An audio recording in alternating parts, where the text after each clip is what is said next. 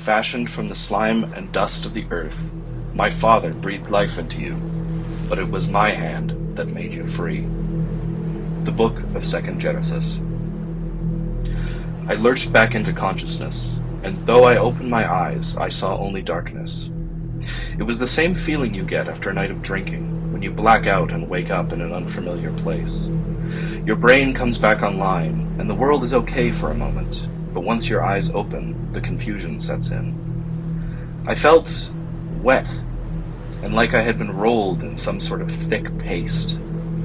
I took a breath and found the air to be thick and viscous, like breathing in air that was so humid it had begun to feel more like a liquid than a gas. As my consciousness snaked its way throughout my body, I was surprised to find that, aside from the confusion, I felt incredible, like I had just left the gym after hitting all of my personal bests. I stretched out my hands and found that I was wrapped in some sort of cocoon, a membranous sack that seemed to stretch all around me. My mind began to race, and the fear took over. I clawed at the sack above me and found that the cloth, ripped apart easily. Another mound of the paste that coated me fell onto my head, followed by a flood of freezing cold water. I yelped in surprise and clawed my hands furiously at my face, pulling the muck off of me. As I did, I felt fresh air and gulped in breath. The air was salty and cold, but better than the soup-like air I had been breathing seconds ago.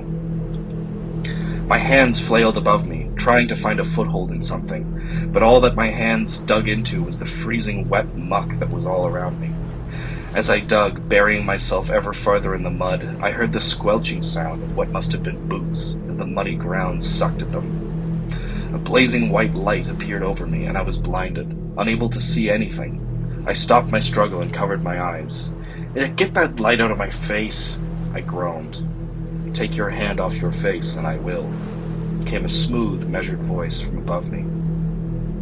I was confused, but complied, removing my hand and letting the light strike me full in the face, though I kept my eyes pressed shut. "Good enough. Here," the voice said, and I felt something hard poke against my chest. I grabbed onto it, and with surprising force was yanked out of the ground. I fell into another puddle of the frigid water, and wiped the mud away from my face. I looked up and saw, standing before me, an utterly bizarre sight. What I think was a man stood in front of me, though leering over me would be a better description. He must have been 7 or 8 feet tall, and was shrouded in a robe that obscured his face and hung down over the entirety of his form.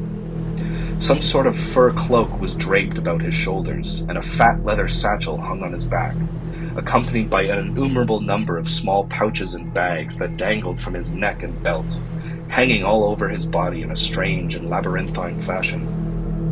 As he moved, I heard the clank of chains, and saw that from his neck and belt dangled what must have been a dozen pairs of manacles, clanking as he moved. In his right hand, a deformed and mangled fist was wrapped around the haft of a spear, and the left hand clutched a lantern that emitted an eerie white light. A small crowd of moths flickered around the lantern, some resting on his body as he stood there. The entirety of this thing was splattered in mud from head to toe. He stood silently, looking me over as I lay in the mud, completely naked and freezing cold. I looked around me, and fear clawed its way into my heart again. I was laying in a field of mud that seemed to stretch on endlessly. The land was pockmarked with holes, ditches, and ponds of icy black water. I could hear the distant sound of waves lapping at a seashore, and all across the horizon could see the flicker of what I assumed were either more lanterns or fires. I looked up, and the sky was black, but some sort of strange, iridescent glow seemed to permeate everything, as if the world was bathed in the light of a full moon. But I could see no moon, no sun, and no stars. "Chains or no chains," the man in front of me said. "What? I'm freezing. Where am I?" I said, as my teeth jittered and I pulled myself up to my feet, instantly sinking a few inches into the slime and muck beneath me, which wormed its icy way between my toes. The man in front of me let out a staccato, throaty laugh. "First time?" "First time what?" "Here," the man said, planting his spear in the mud and taking the fur cloak from his shoulders, holding it out to me. I took it greedily and wrapped it about my body. The fur was coated in more of the muck and mud, but felt incredibly warm underneath, almost as if whatever animal it had been stripped from was still producing body heat. "Come along," the man said, and turned, beginning to plod through the mud. I caught up with him, my hands clutched and twisted into the fur that hung from my shoulders. "So where am I?" I asked, now beginning to grow frustrated with the odd man. "You'll figure it out," he said, and his voice sounded like the groaning of a tree in the wind as he spoke. "Well, thanks for helping me," I said, but felt something odd. The words fell from my lips like dead weights. When I thanked the strange robed man, it felt as though the words had no life to them, like they were just dead, useless sounds. I started to feel angry at the robed man for being so odd, but I continued to plod on next to him, our feet being sucked into the mud as we wound our way across the endless plain. The moths that swarmed the lantern had now begun to settle on my fur, and I looked at them, strange, pale little white things that fluttered silently and chewed on the fur as I walked. Distracted, I was stopped by the man, who extended an arm outwards to press me on the chest. I halted, and he walked a few more steps forward. I could see it now. The ground in front of us was writhing, bubbling, with something under the surface evidently trying to escape. A hand shot up out of the mud, clawing at the ground, and the robed man stood next to the hand, using the butt of his spear to clear away some lumps of mud. As he did, a stream of words broke forth from the ground. All of them shouted in a language I didn't understand, shouted in a desperate, pleading voice, which paired well with the hand desperately trying to dig into the mud. The robed man pulled more of the muck away, and a hole opened up in the ground. He held out his lantern, gazing down into the hole, before speaking in the same language and proffering the end of his spear, yanking a naked and mud-coated woman out from the ground. She lay on hands and knees in the freezing mud, gasping and spluttering for breath, before the robed man approached and turned her over with the motion of one of his feet. He held up his lantern, examining the face and form of the woman for a moment, before he uttered a few words in the strange language. The woman held up her hands and began to scream again, when the robed man, with a flash, spun his spear about and drove it right into the stomach of the woman. She gasped, and her body contorted around the shaft of the spear, legs lifted into the air and hands clawing uselessly at the fatal weapon lodged in her guts. She muttered quietly in her strange language and fell back into the mud. The robed man pulled his spear free with a sickening, sucking sound and motioned me to follow. Overcome with fear, I plodded along behind him silently, casting a passing glance at the dead woman, who lay with open eyes in a muddy ditch, cold black water lapping at her sides. We continued on through the mud, the world silent save for the distant crashing of waves and the sound of the mud trying to consume the feet that entered it. One of the lights that had formerly been in the distance slowly grew closer to us, getting larger and larger, before I finally realized that it was a campfire. A cluster of naked men and women were gathered around the fire, and their heads shot up as they saw us approach. One of the men shouted something, and the people scrambled, running in every direction away from the fire, shouting and hollering as they ran. The robed man stayed silent as he led me to the edge of the fire. It had been set with what looked like driftwood, and had caused a small shelf of mud to dry out and solidify into something resembling dirt. "Sit," the man said, as he took a seat near the fire, setting his spear and lantern aside. I lay my fur cloak down on the ground next to him and sat on it, the warmth of the fire spreading across my body. I wiped my hands and feet off, and tried to pull some of the mud out of my hair, but to little avail. "Eat," the robed man said, extending a hand to me. In it he held a pouch, which I opened to find some bits of dried meat and a hunk of bread. I realized, seeing the food, that my stomach felt cavernously empty, and I devoured the satchel of food quickly. "Smoke?" the man asked, and I saw that his hand held 2 small cigarettes in it, which looked puny in his massive paws. "I don't smoke." "You will," the man laughed.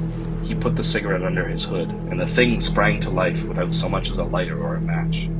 I sat in silent confusion, overcome with so many emotions at once that I could do little but sit and silently watch the fire. As we sat, more moths began to swarm around us and the fire, settling on our bodies and on the dry and cracked ground. When I would swat them away, they would settle back down within seconds, seemingly unafraid of us. "They bite. I would be careful," the robed man said, and a cloud of smoke issued from under his hood. I shrugged and left them alone, letting them tickle my skin as they settled on my shoulders, soft wings batting against me. As I sat, I realized how parched my throat was, and looking about me, I saw a pool of the black water behind me, and I crawled towards it, the water seeming like a disgusting prospect, but I would drink anything at this point.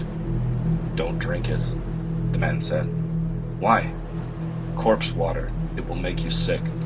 "Here," the robed man said, producing a water skin from his bag and handing it to me.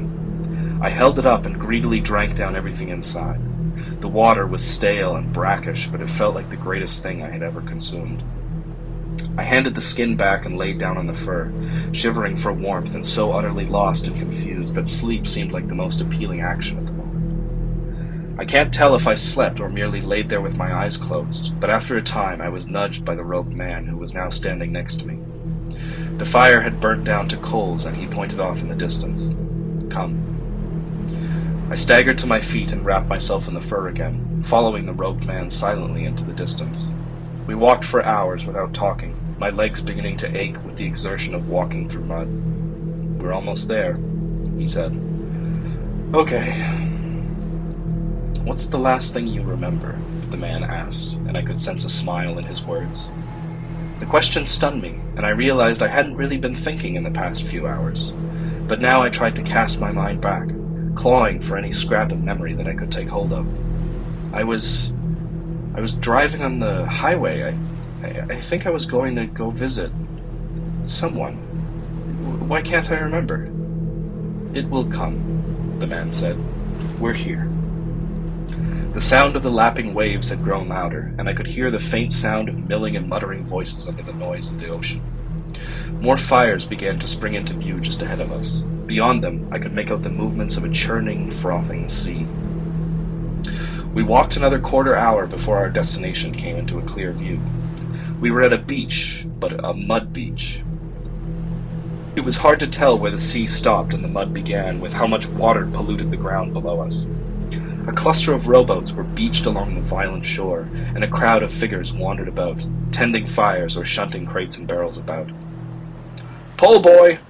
a voice cried out from the crowd, and a few figures turned their heads to look at us for a moment before sinking back to their tasks. We walked into the makeshift landing, and another hooded man walked up to us. "Who are you for?" the new man asked, looking at me. "Retep," my companion answered. I stood there in confusion, unsure of what to see. "A fine catch. Go get your payment. I'll take him," the new man said.